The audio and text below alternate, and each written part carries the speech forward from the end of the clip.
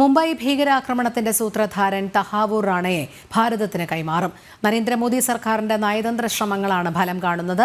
പാക് പൗരനായ ഇയാൾ നിലവിൽ അമേരിക്കയിൽ ജയിലിലാണ്. മുംബൈ ഭീകരാക്രമണത്തിന്റെ സൂത്രധാരൻ തഹാവൂർ റാണയെ ഭാരതത്തിലേക്ക് അയക്കാൻ US കോടതിയാണ് ഉത്തരവിട്ടത്. കുറ്റവാളികളെ പരസ്പരം കൈമാറാനുള്ള കരാർ അടിസ്ഥാനത്തിലാണ് ഈ നീക്കം. റാണയെ വിട്ടുനൽകുന്നതിനായി നയതന്ത്ര തലത്തിൽ വലിയ ശ്രമങ്ങൾ കേന്ദ്ര സർക്കാർ നടത്തി.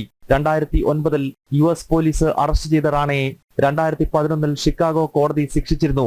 വിവിധ കോടതികളിൽ ഇയാൾ സമർപ്പിച്ച ഹർജികൾ തള്ളിയത് ഭാരതത്തിന് ഗുണമായി. കൊടും ഭീകരനായ തഹാവൂർ ഹുസൈൻ റാണയുടെ ജനനം പാകിസ്ഥാനിലെ സഹിവാളിലാണ്. പാക് പട്ടാളത്തിൽ ഡോക്ടറായി ജോലി ചെയ്ത ഇയാൾ പിന്നീട് കാനഡയിലേക്ക് കുടിയേറി. അവിടെ നിന്നാണ് ഭീകരവാദ പ്രവർത്തനങ്ങൾ ആസൂത്രണം ചെയ്ത് നടപ്പാക്കിയത്. ഇയാളെ കാനഡയിലേക്ക് എത്തിച്ച് സംരക്ഷിക്കാൻ ജസ്റ്റിൻ ട്രൂഡോ സർക്കാർ ശ്രമം നടത്തിയിരുന്നു. എന്നാൽ കാനഡയുടെ ഇത്തരം നീക്കങ്ങളെ തടഞ്ഞ ഭാരതം റാണയെ കൈമാറാൻ US ധാരണയിലെത്തുകയായിരുന്നു. ജനം, ഡൽഹി.